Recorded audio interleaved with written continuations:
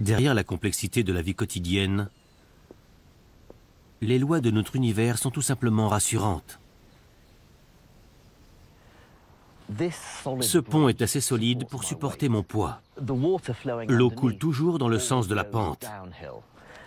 Et quand je jette cette pierre, elle se déplace dans l'air toujours selon la même trajectoire prévisible.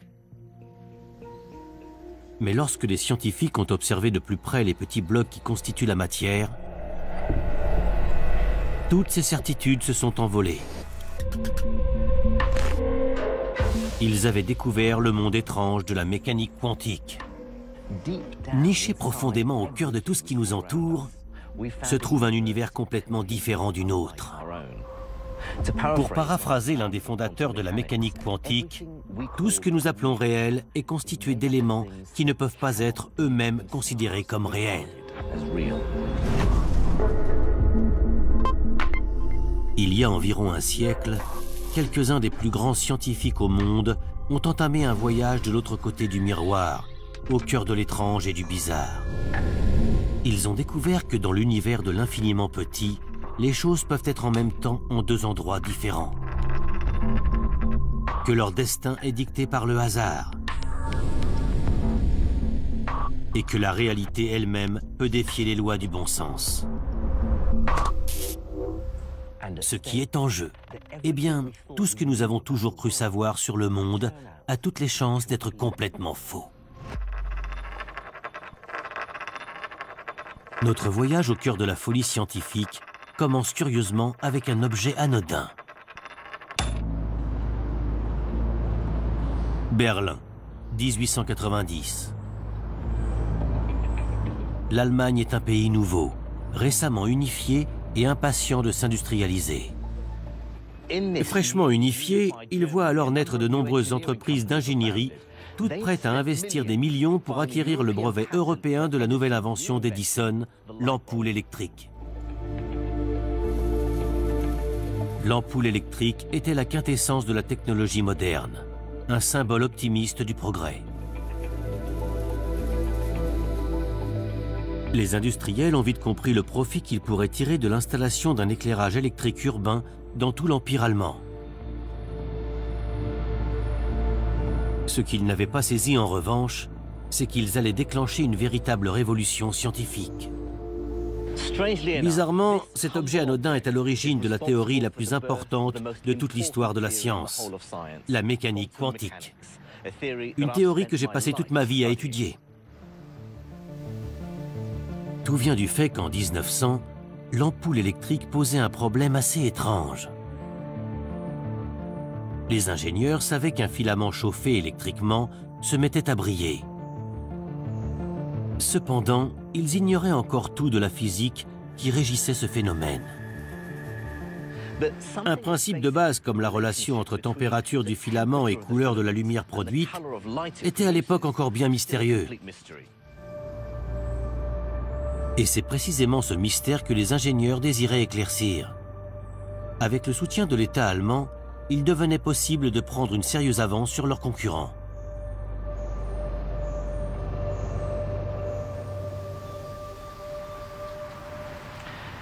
En 1887, le gouvernement allemand investit des sommes considérables dans un nouvel institut de recherche technique, ici même, à Berlin, le Physikalische Technische Reichsanstalt, ou plus simplement PTR. En 1900, un scientifique brillant mais quelque peu collet-monté est engagé. Son nom est Max Planck.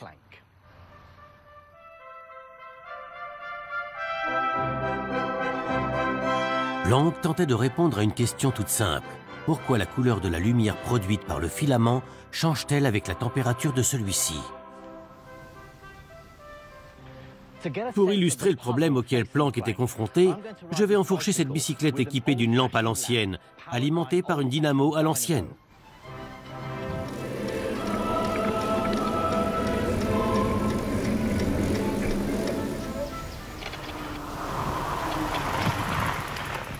Comme on peut le voir, plus je vais vite, plus la lumière est intense. Plus je pédale, plus la dynamo produit de l'électricité, plus le filament de la lampe est chaud et plus la lumière est brillante. Mais la lumière de l'ampoule ne se contente pas d'être plus brillante. elle change aussi de couleur. Quand j'accélère, la couleur passe du rouge à l'orange, puis au jaune. Et maintenant, je vais donner un bon coup de pédale. Le filament de l'ampoule devient encore plus chaud. Mais si la brillance augmente encore, la couleur, elle, est stabilisée. Jaune pâle.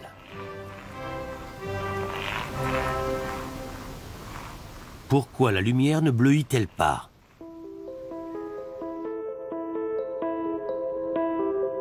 Pour en savoir plus, Planck et ses collègues ont construit ceci, un radiateur à corps noir. Il est équipé d'un tube spécifique qu'on peut porter à un degré très précis de température et ainsi mesurer la couleur ou la fréquence de la lumière.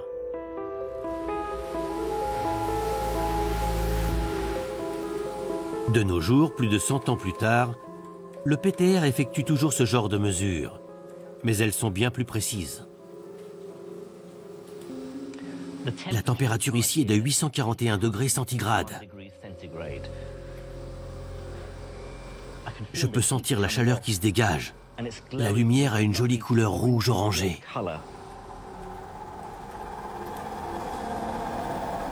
C'est comme la lumière de mon vélo quand je pédale lentement. Mais je voudrais voir quelque chose d'encore plus chaud. Cette fois, la température avoisine les 2000 degrés.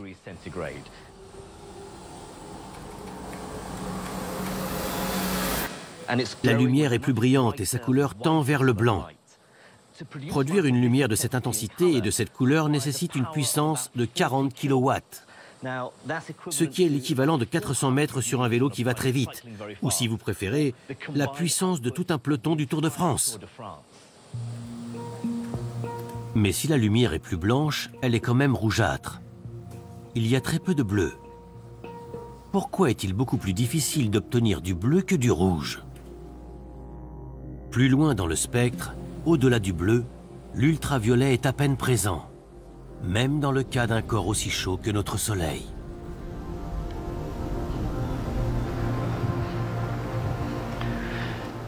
Même en atteignant des températures proches de 5500 degrés centigrades, le Soleil produit essentiellement une lumière blanche dans le spectre visible et relativement peu de lumière ultraviolette, si l'on considère sa haute température. Pourquoi la lumière ultraviolette est-elle si difficile à obtenir? Cet affront au bon sens a rendu les scientifiques du 19e siècle si perplexes qu'ils l'ont affublé d'un nom dramatique, la catastrophe ultraviolette. Planck fait alors un premier pas décisif vers la résolution de l'énigme en découvrant le lien mathématique entre la couleur de la lumière, sa fréquence et son énergie. Sans qu'il comprenne pour autant cette connexion. Cependant, une autre anomalie étrange va semer le trouble encore davantage. Au XIXe siècle, les scientifiques étudiaient les ondes radio récemment découvertes et la façon dont elles se transmettent. Pour cela, ils fabriquaient des appareils tels que celui-ci. Il faut faire tourner ce disque afin de générer de très hauts voltages et produire des étincelles qui franchissent l'espace entre les deux sphères métalliques. Au cours de cette expérience, une chose inattendue et en rapport avec la lumière s'est produite. On s'est rendu compte qu'en projetant une puissante lumière sur les deux sphères, les étincelles passaient plus facilement de l'une à l'autre, ce qui suggérait une connexion mystérieuse et inexpliquée entre lumière et électricité.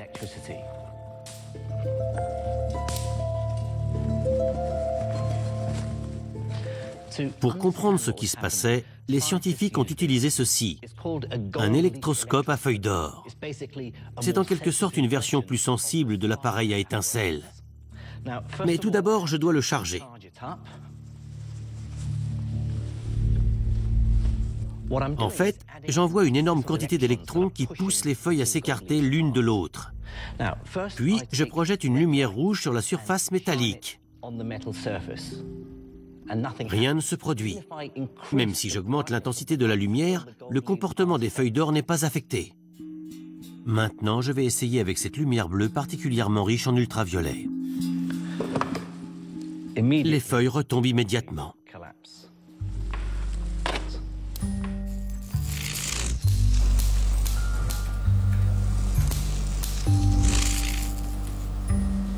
La lumière peut visiblement décharger les feuilles d'or de leur électricité statique.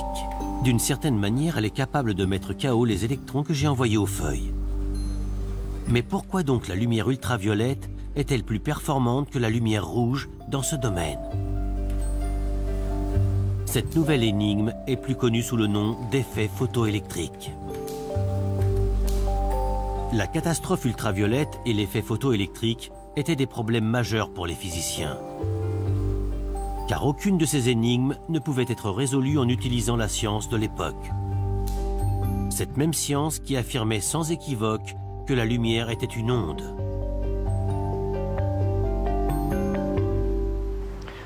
Tout autour de nous, la lumière que nous voyons se comporte comme une onde normale.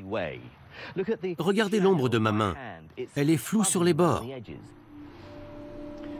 On comprend bien que la lumière qui frappe les côtés de ma main se courbe et s'étale doucement, à la manière de vagues d'eau contournant un obstacle. Exactement le comportement auquel on s'attend de la part d'une onde. Mais voici autre chose, et c'est assez beau. Regardez ces bulles de savon. Projetez une lumière sur elles, et vous verrez alors apparaître de magnifiques formes colorées.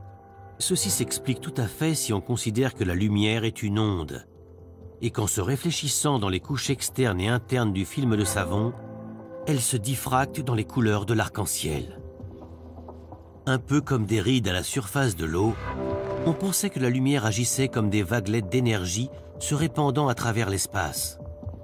Et ceci était aussi fermement établi que la rotondité de la Terre. Mais si cette théorie de l'onde marchait parfaitement bien avec les ombres et les bulles, en ce qui concerne la catastrophe ultraviolette et l'effet photoélectrique, c'était une toute autre affaire. Le problème était le suivant. Comment la lumière parvenait-elle à faire cela? Pour vraiment saisir à quel point ce phénomène était absurde, il faut examiner comment les vagues se comportent dans l'eau.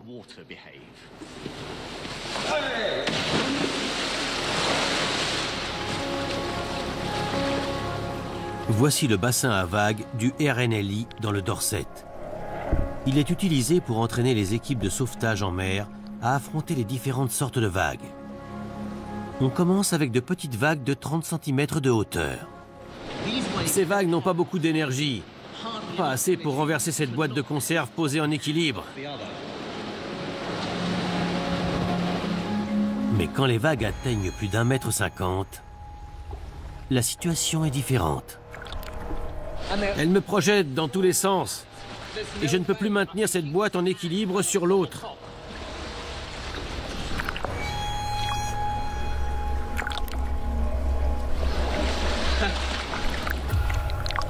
L'enseignement des vagues est clair. Plus elles sont hautes, plus elles sont puissantes. Et n'ont aucun mal à nous secouer, les boîtes et moi.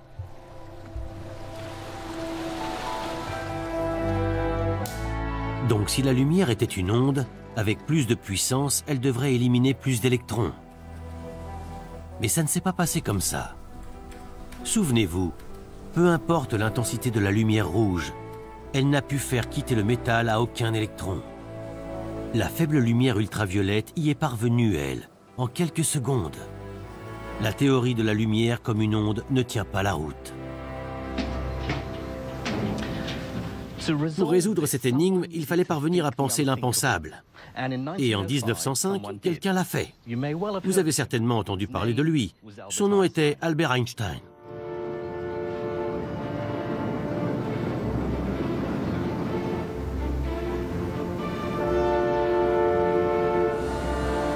Nous voici à l'observatoire Archenholt-Sternwarte à Berlin. Perché au sommet d'une étrange construction de fer et d'acier, on pourrait croire que c'est un canon. En réalité, c'est un télescope.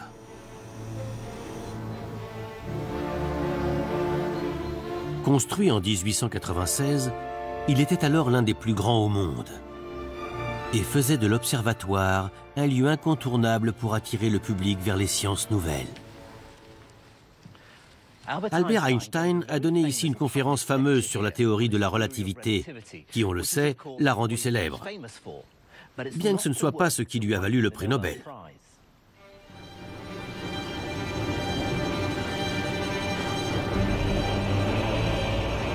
En 1905, il a également énoncé une nouvelle théorie expliquant l'effet photoélectrique. Ce qu'il y suggérait était révolutionnaire et même hérétique.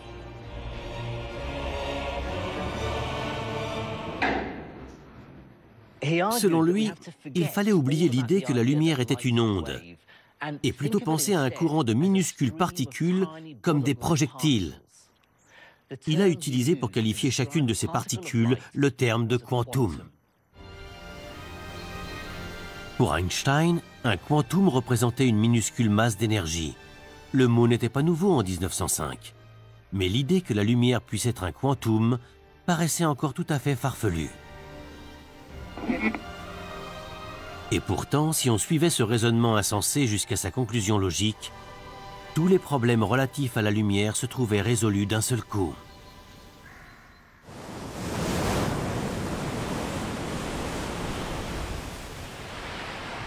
Je vais tenter de vous expliquer en procédant par analogie.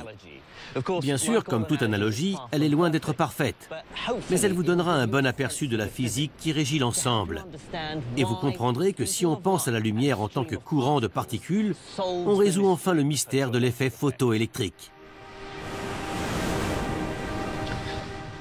Dans cet exemple, les balles rouges représentent les quanta de lumière d'Einstein.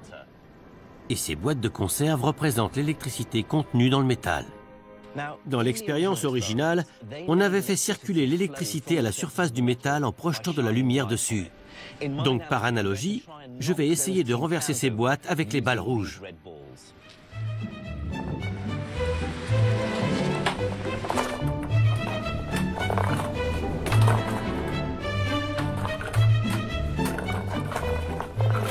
Absolument aucun effet. Comme avec la lumière rouge. Selon Einstein, chaque particule de lumière rouge contient très peu d'énergie à cause de la basse fréquence de la lumière rouge. Donc, une lumière rouge, même très brillante, ne peut déloger les électrons de la surface métallique. Comme les balles rouges. À présent, je vais utiliser des balles plus lourdes, comme ces balles de golf bleues, pour essayer de renverser les boîtes.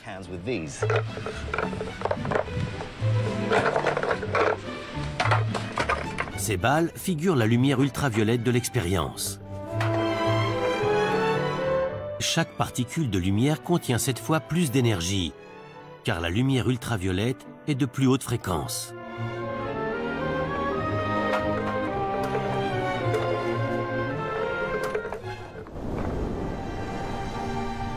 Une petite quantité suffit. Comme une faible lumière ultraviolette suffit à chasser les électrons de la surface métallique et à faire retomber les feuilles d'or. L'idée d'Einstein selon laquelle la lumière est constituée de petites particules est une formidable explication de l'effet photoélectrique.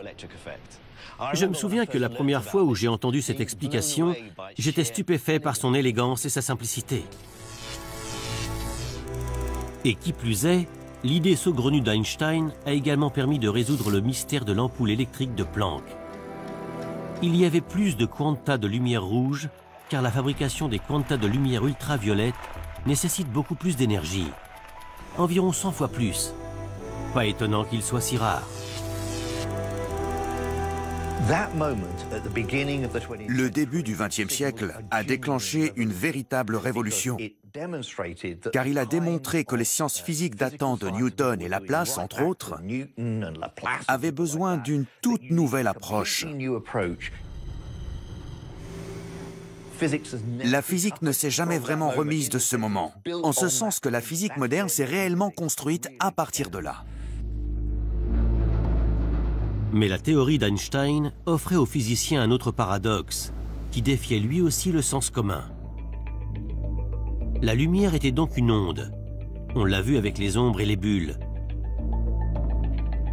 Mais elle est aussi composée de particules, les quanta d'Einstein, ce qui explique l'effet photoélectrique et la catastrophe ultraviolette.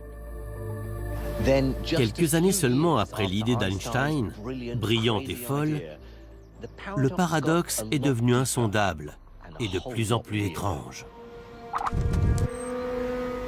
car ce qui ressemblait à un mystère concernant la lumière était sur le point d'évoluer en sujet de conflit à propos de la nature même de la réalité.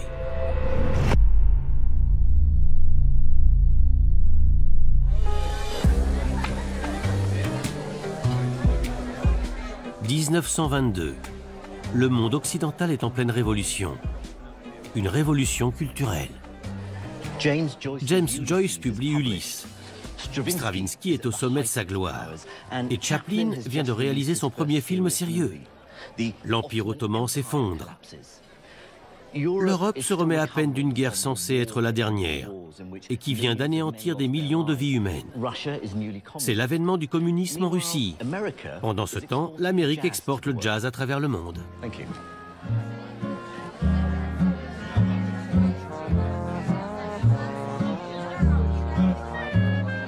Les arts, la politique, la littérature, l'économie, tout reflète un insatiable appétit de changement. C'est la naissance du modernisme.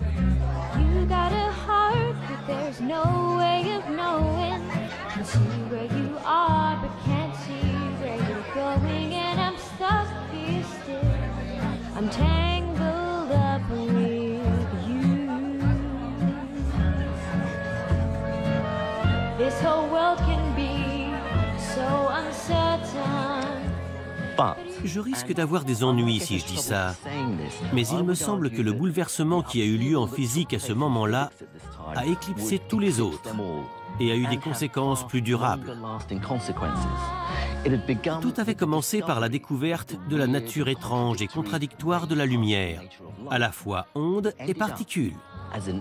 Et tout a fini dans une bataille épique entre les plus grands esprits scientifiques, avec le plus grand des enjeux, la nature même de la réalité.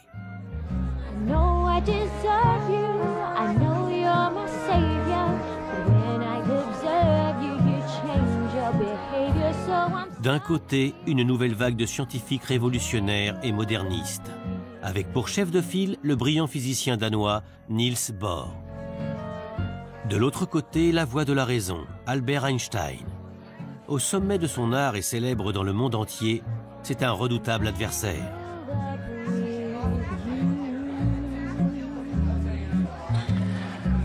La bataille fait rage durant plusieurs décennies, et d'une certaine manière, elle dure encore.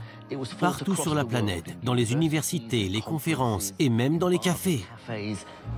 On a même vu des adultes fondre en larmes pour ce qui avait commencé comme une simple expérience.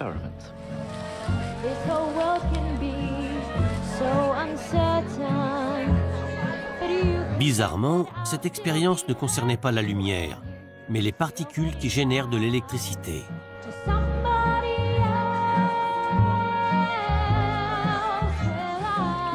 Au milieu des années 20, une expérience eut lieu aux États-Unis, menée par les laboratoires Bell dans le New Jersey. Elle révéla une chose inattendue à propos des électrons. À l'époque, il était largement admis que les électrons étaient de minuscules masses de matière, des particules petites mais solides, comme des boules de billard miniatures.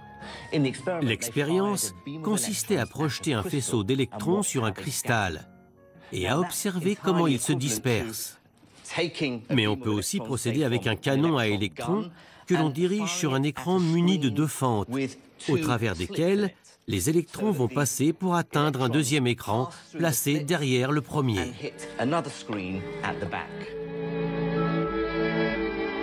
Et ce que les scientifiques de chez Bell ont découvert a fait trembler le monde de la physique sur ses bases. Pour comprendre pourquoi, faisons une expérience similaire dans l'eau avec des vagues. C'est très simple. J'ai placé un bassin à vagues au-dessus d'un rétroprojecteur. Un générateur produit des vagues qui passent au travers de fentes étroites. Le projecteur renvoie l'image des vagues sur le mur.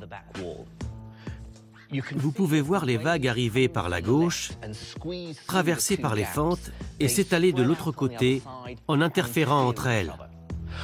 Ce qui signifie que quand la crête d'une vague rencontre la crête d'une autre, elles s'additionnent pour former une plus grosse vague. Mais quand la crête d'une vague rencontre le creux de l'autre, elles s'effondrent. Ce qui donne ces lignes caractéristiques qui identifient clairement une onde.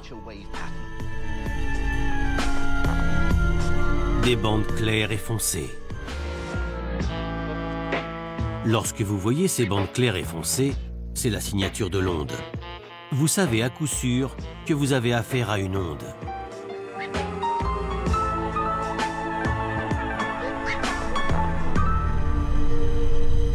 Alors devinez ce qu'ils ont vu dans le New Jersey. Il semblerait qu'en projetant des électrons, donc de petites particules solides, à travers les deux fentes, ils aient obtenu le même motif, des bandes claires et foncées. Il y avait déjà la lumière qu'on avait longtemps prise pour une onde et qui se comportait parfois en particules. Et maintenant, les électrons longtemps classés comme particules qui se mettaient à agir comme des ondes. Mais il y avait en réalité plus étrange encore. Le motif d'onde n'était pas dû au faisceau d'électrons dans son ensemble. Cette expérience a été répétée plus récemment dans plusieurs labos à travers le monde, en projetant cette fois les électrons un par un à travers les fentes de l'écran.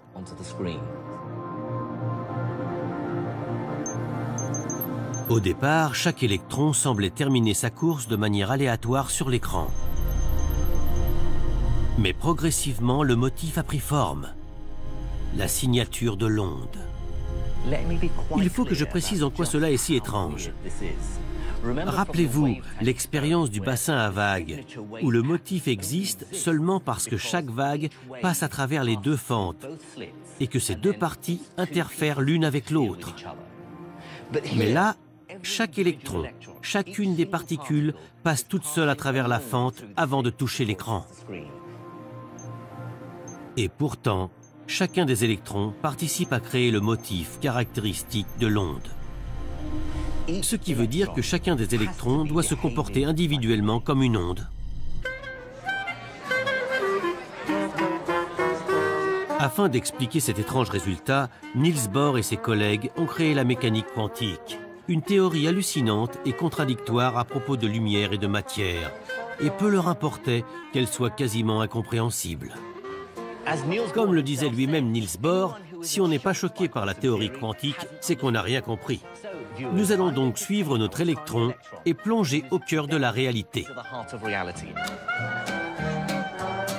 Alors préparez-vous à être choqué, car il n'y a qu'une manière d'expliquer ce qu'on observe quand un seul électron passe par les fentes et touche l'écran.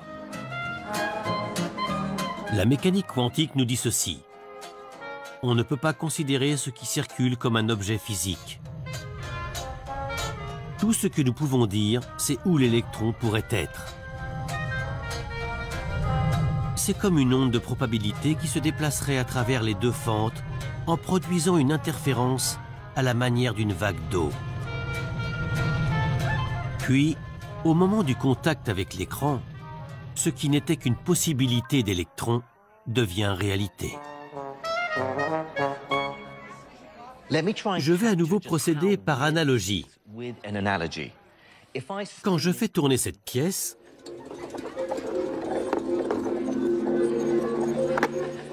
tant qu'elle tourne, elle est floue. Je ne peux pas différencier pile et face. Mais quand je l'arrête, je l'oblige à décider. C'est face. Alors au départ, ce n'était ni pile ni face, mais un mélange des deux. Puis, en l'arrêtant, je l'ai forcé à prendre une décision. Selon Bohr, c'est exactement ce qui se produit avec les électrons.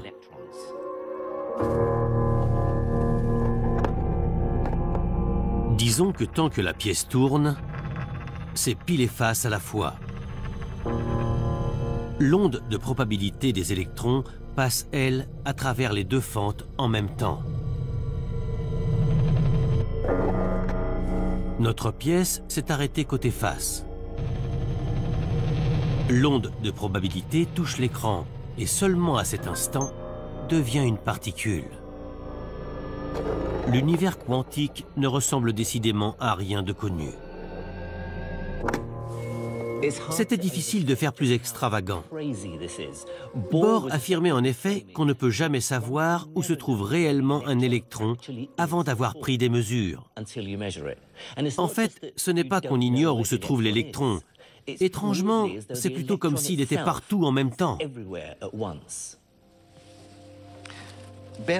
Il faut bien garder à l'esprit que les électrons sont parmi les blocs de construction de la réalité les plus communs et les plus basiques. Et pourtant, voilà Bohr qui affirme qu'ils ne se mettent à exister que quand on les regarde. C'est comme si un rideau nous séparait de l'univers quantique. Et derrière ce rideau, il n'y a pas de réalité tangible. Seulement une réalité potentielle. Les choses ne deviennent réelles que quand on soulève le rideau pour regarder derrière. Et ce point de vue, mesdames et messieurs, devint célèbre sous le nom de l'interprétation de Copenhague.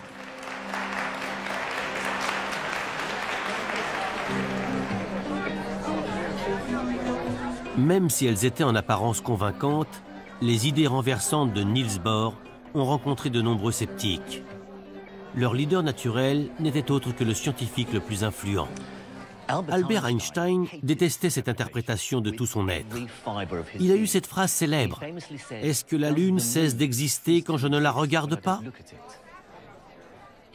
Il était malheureux car il trouvait que cela posait des limites à la connaissance, qui selon lui ne devait jamais rien avoir de définitif.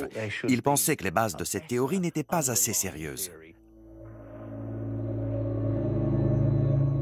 Tout au long des 10 années qui ont suivi, Einstein et Bohr se sont passionnément affrontés pour savoir si oui ou non la mécanique quantique refusait l'idée d'une réalité. Aidé par deux autres scientifiques, Nathan Rosen et Boris Podolsky, Einstein a cherché un moyen de gagner la partie.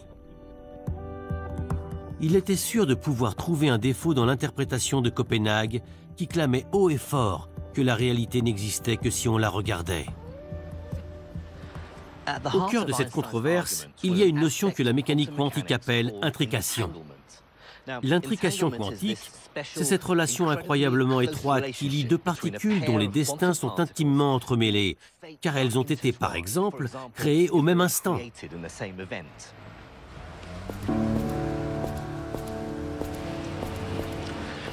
Pour mieux comprendre, il faut imaginer que ces deux particules sont des pièces de monnaie qu'on fait tourner.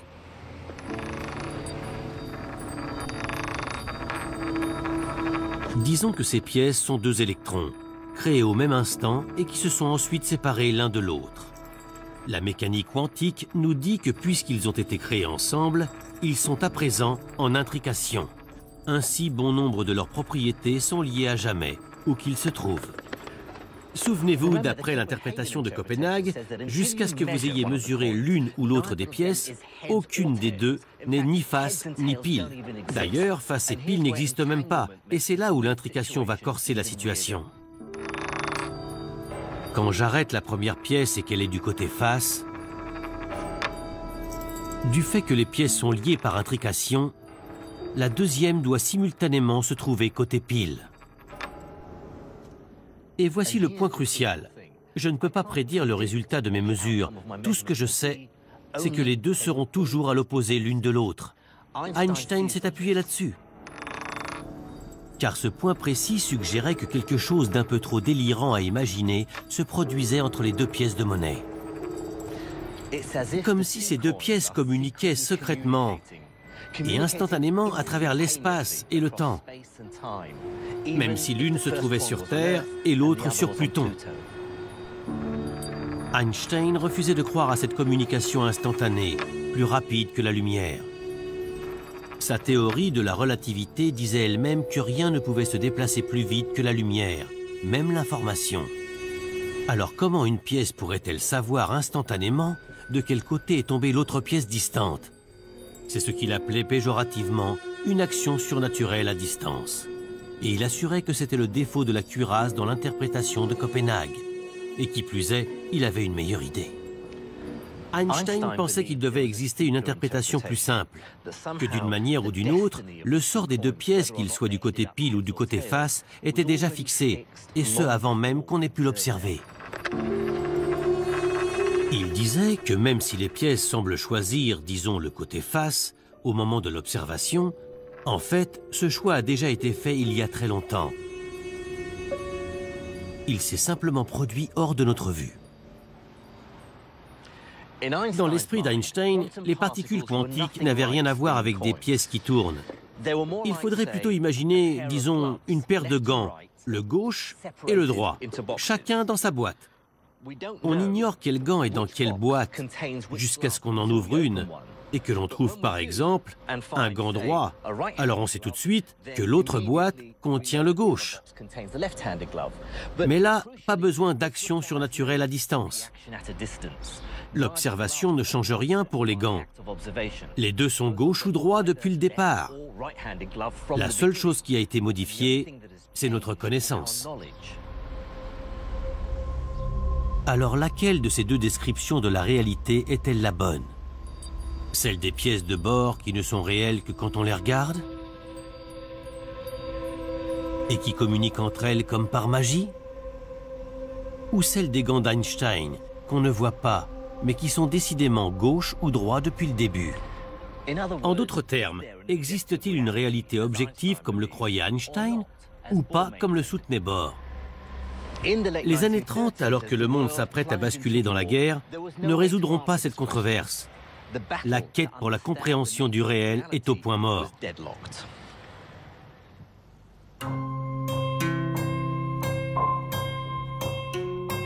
La guerre faisant rage en Europe, de nombreux scientifiques avaient fui vers les États-Unis.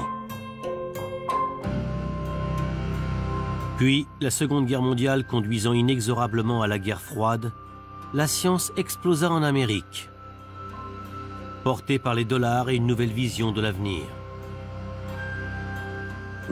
Vous vous souvenez, après la guerre, les physiciens sont revenus et ont tous essayé d'appliquer les notions de la théorie quantique aux atomes, à l'interaction entre électrons et lumière, et j'en passe.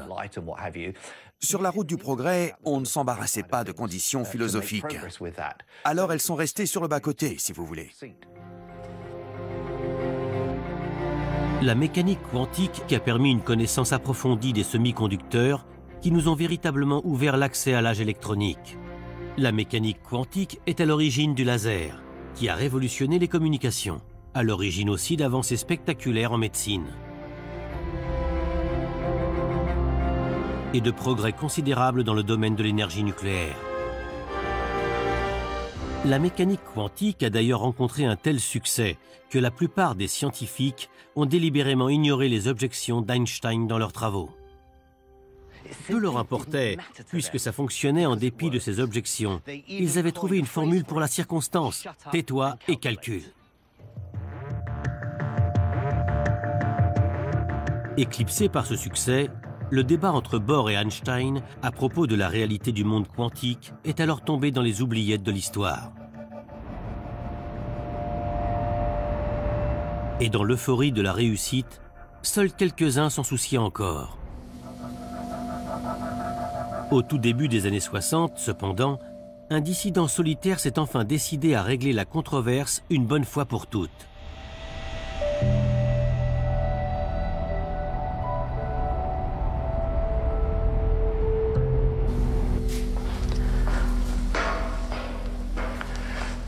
Il faut reconnaître que John Bell n'est pas très connu du grand public. Mais pour les physiciens comme moi, c'est tout simplement un héros. C'était un penseur original qui avait du courage dans ses convictions. Et l'histoire de son ascension pour devenir un des grands noms de la physique est d'autant plus remarquable que ses débuts ont été difficiles. Il est né dans les années 20 à Belfast, dans une famille pauvre de la classe ouvrière. Son père vendait des chevaux et la famille s'est saignée aux 4 veines pour qu'il puisse étudier la physique à l'université de Belfast. Il était d'ailleurs le seul de sa famille à avoir au moins fini l'école primaire. C'est tout ça qui a fait de lui, je crois, un curieux insatiable, fougueux et obstiné.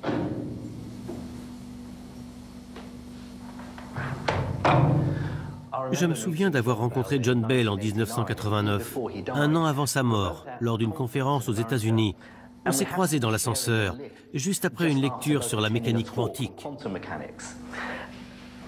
Désireux d'échanger quelques mots avec le grand John Bell, je lui ai dit que j'avais trouvé les conclusions des intervenants complètement dingues. Il m'a fixé de son regard bleu perçant et là, j'ai bien cru que ma carrière de physicien venait de prendre fin. Mais au moment de sortir de l'ascenseur, il m'a répondu « Oui, tout à fait d'accord avec vous. Ils n'ont donc jamais entendu parler du problème de l'hélium ?» Encore aujourd'hui, je ne suis pas certain d'avoir saisi ce qu'il entendait par le problème de l'hélium, mais j'étais tellement rassuré que John Bell et moi soyons d'accord.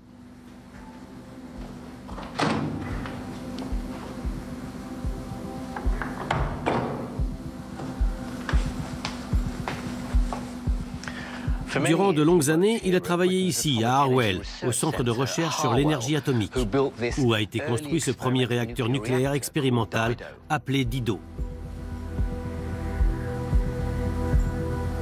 C'est ici qu'il a commencé à examiner les sérieuses et inquiétantes questions que soulevait la mécanique quantique.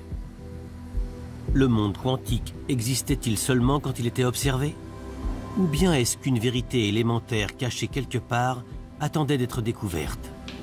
En fait, il était si perplexe qu'il a commencé à se demander s'il n'y avait pas un problème au cœur même de la mécanique quantique.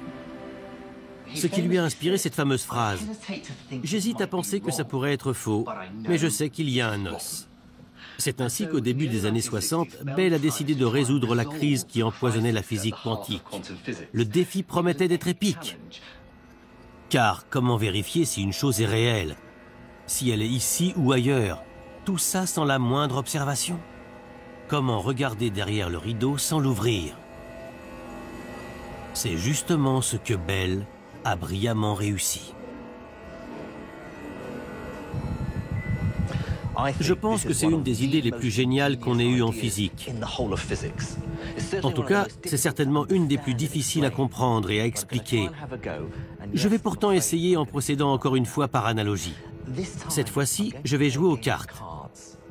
L'enjeu est des plus importants, la nature même de la réalité. Mon adversaire est un mystérieux distributeur de quanta. Les cartes qu'il donne représentent n'importe quelle particule subatomique, disons des quantas de lumière, des photons. La partie que nous allons jouer révélera qui de Einstein ou de Bohr avait raison. Les règles du jeu sont extrêmement simples. Le donneur distribue 2 cartes face cachée. Si elles sont de la même couleur, j'ai gagné. De couleurs différentes, j'ai perdu.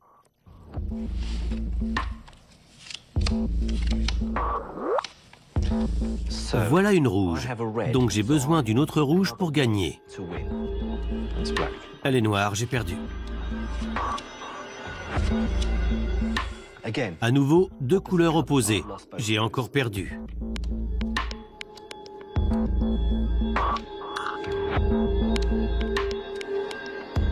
Quatre fois de suite.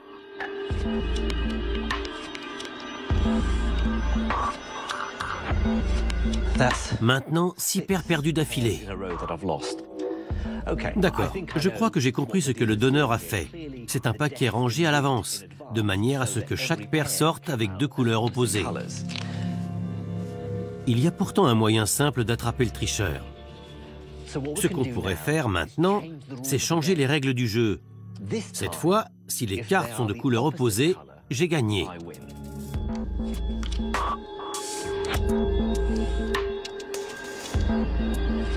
Malgré ça, mon adversaire diabolique continue à me battre à tous les coups.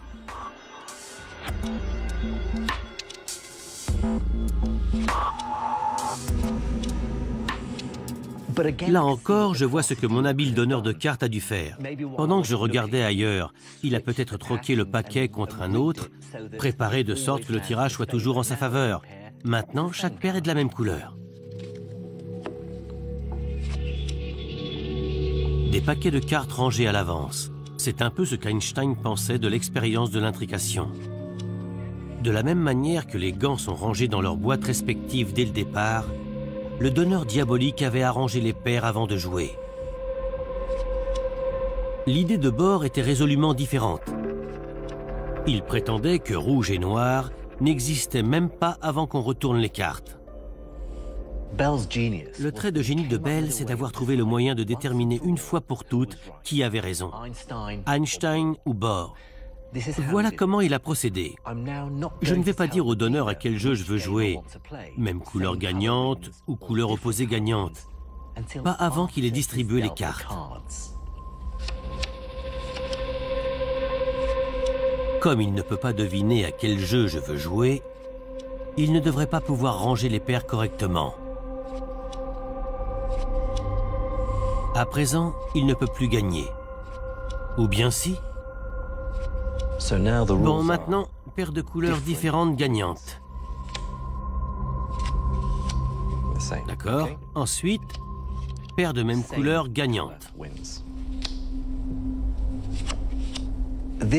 Voilà l'idée centrale du raisonnement de Bell. Si maintenant on reprend le jeu et que je gagne aussi souvent que je perds, c'est Einstein qui avait raison. Le donneur est juste un petit malin doué pour les tours de passe-passe. La réalité peut être trompeuse, mais elle a une existence objective. Mais si je continue à perdre, là je serais bien obligé d'admettre qu'il n'y a aucune explication raisonnable.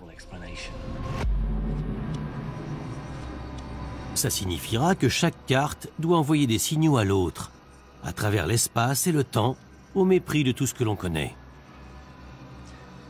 Je suis forcé d'admettre qu'au niveau quantique fondamental, la réalité est proprement impossible à connaître.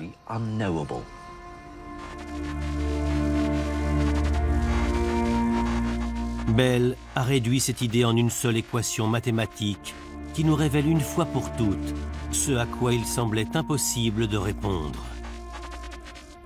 Ce qu'est vraiment la réalité. John Bell publie ses travaux en 1964. Et chose extraordinaire à l'époque, l'entière communauté des physiciens l'ignore superbement. Silence radio total. Apparemment, le monde n'était pas encore prêt. Peut-être parce que son équation semblait impossible à tester, ou simplement parce que personne ne pensait que ça méritait davantage d'investigation. Mais c'était sur le point de changer. Et le changement allait venir d'un endroit inattendu.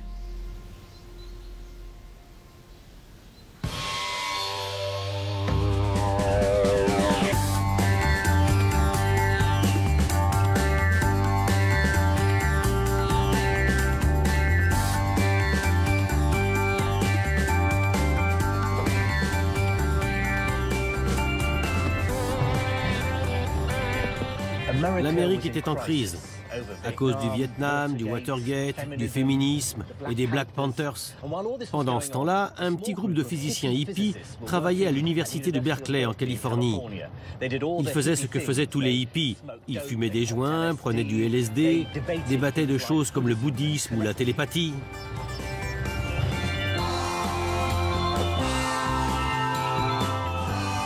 Et ils adoraient la mécanique quantique. Ils voyaient dans cette étrange interprétation de la réalité des parallèles avec leurs propres croyances ésotériques.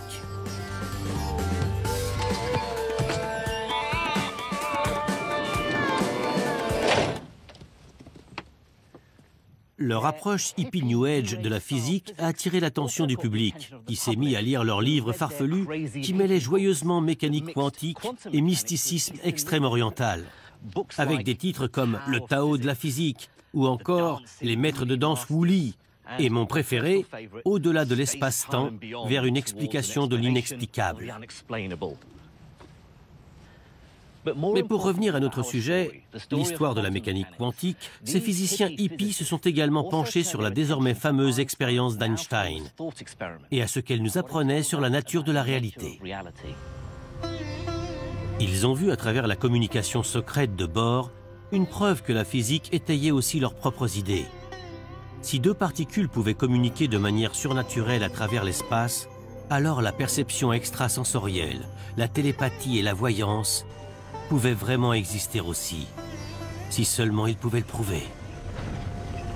Et puis, en 1972, ils se sont rendus compte qu'avec un petit tour de passe-passe mathématique, ils pouvaient tester expérimentalement l'équation de Bell. Un membre du groupe, John Clauser, a emprunté du matériel au labo où il travaillait et a mis sur pied le premier test sérieux de mécanique quantique. Voici une photo de cette première expérience. On voit le matériel récupéré ou même volé. Dans les années qui ont suivi, l'expérience a été améliorée et les résultats affinés par une équipe dirigée par Alain Aspect à Paris. Il aura fallu attendre plus de 10 ans pour que l'équation de Bell soit enfin testée. Voici maintenant une version moderne de l'expérience qu'ont menée John Clauser et plus tard Alain Aspect. Ici, un cristal convertit la lumière laser en paires intriquées de particules de lumière, des photons, en les projetant en deux faisceaux précis, bien distincts.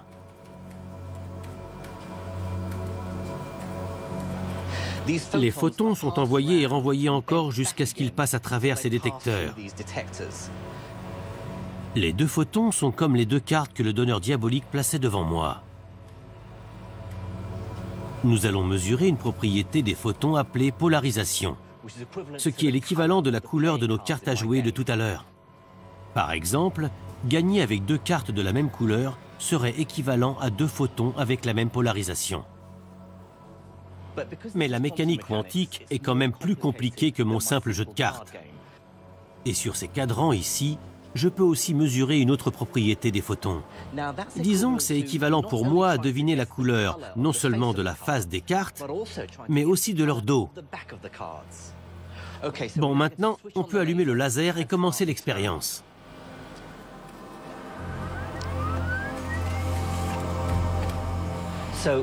Alors ici est indiqué le nombre de paires de photons qui circulent pendant l'expérience, l'équivalent des paires de cartes à jouer de tout à l'heure. La courbe descendante, là, me donne la probabilité pour que je gagne, que je devine juste. Plus il y a de photons, plus la précision est grande. Je vais m'arrêter autour d'un taux d'incertitude de 1%. La réponse est 0,56. Donc si je reporte cette valeur dans mon équation, je vais devoir renouveler l'expérience 3 fois de plus pour correspondre aux 4 différents réglages des cadrans. Comme 4 parties avec des règles différentes pour le distributeur de cartes quantiques. Et en les additionnant, j'obtiendrai ma réponse. Si le résultat est inférieur à 2, alors Einstein avait raison. S'il est supérieur à 2, c'est Bohr qui avait raison. Bon, maintenant, deuxième test. Bref rappel de ce que l'expérience doit montrer. Si le résultat est inférieur à 2, c'est la preuve que le paquet de cartes était préparé d'avance. C'est la version d'Einstein. Cette fois, on obtient 0,82.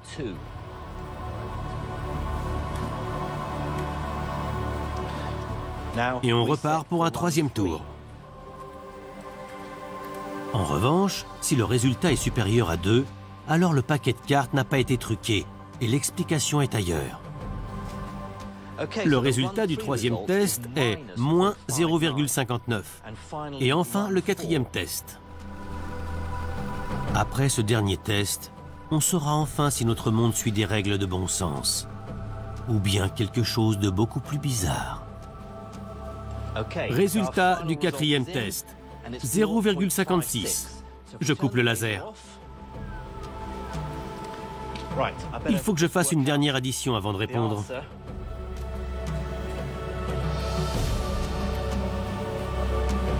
Et voilà le résultat final, 2,53, qui est supérieur à 2. C'est la preuve absolue qu'Albert Einstein avait tort et que Niels Bohr avait raison.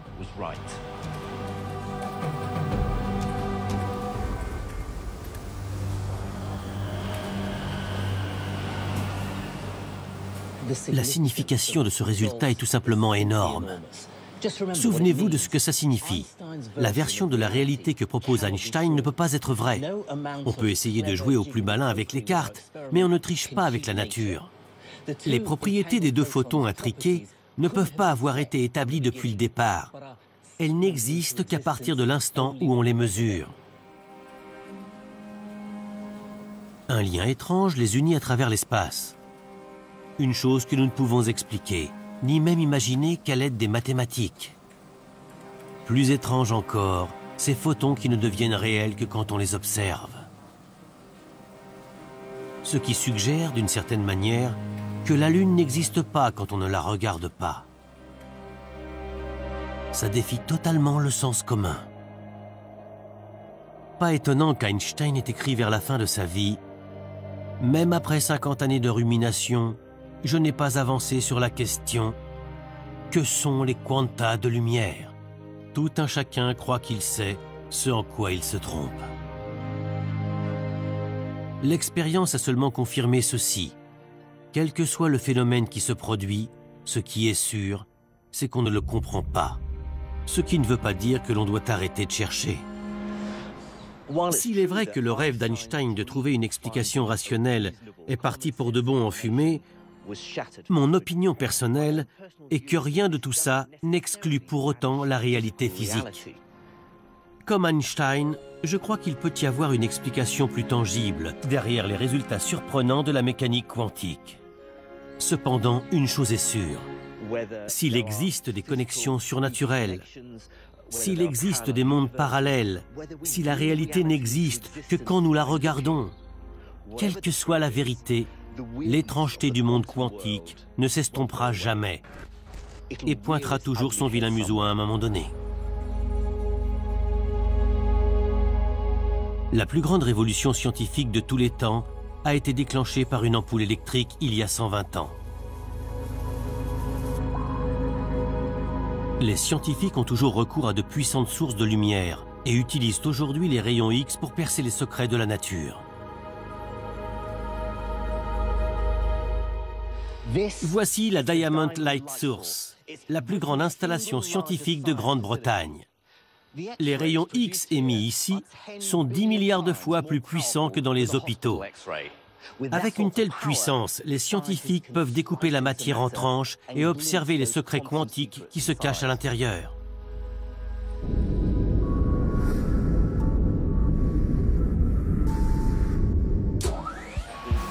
Ici, les chercheurs utilisent ce puissant faisceau de lumière pour examiner de nouveaux matériaux, ce qui pourrait bien annoncer une avancée sans précédent dans l'électronique.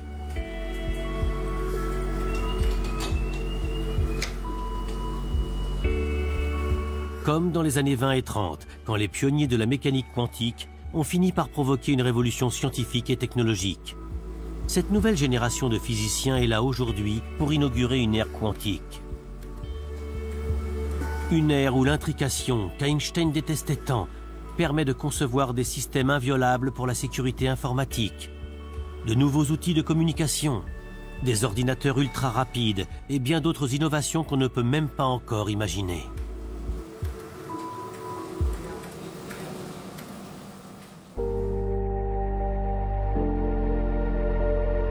Voilà pourquoi la mécanique quantique peut être à la fois stimulante et frustrante pour moi.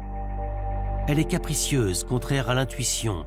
On a même parfois le sentiment qu'elle se trompe totalement. Et pourtant, elle arrive encore à nous surprendre chaque jour. Je pense vraiment que notre connaissance du monde quantique est bien loin d'être complète. La nature nous promet encore de grandes révélations.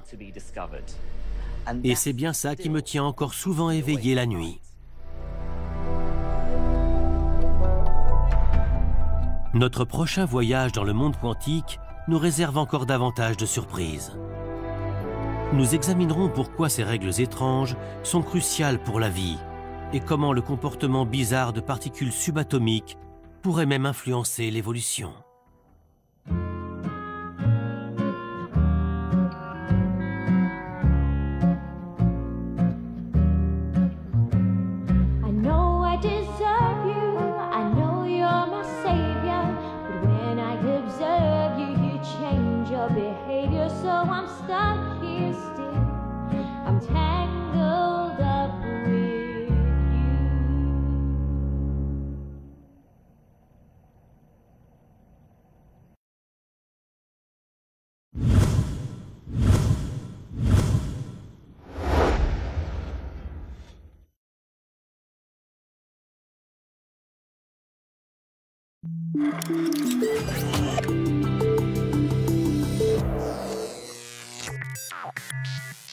Les secrets de la physique quantique, un nouvel épisode dans un instant sur Science et Vie.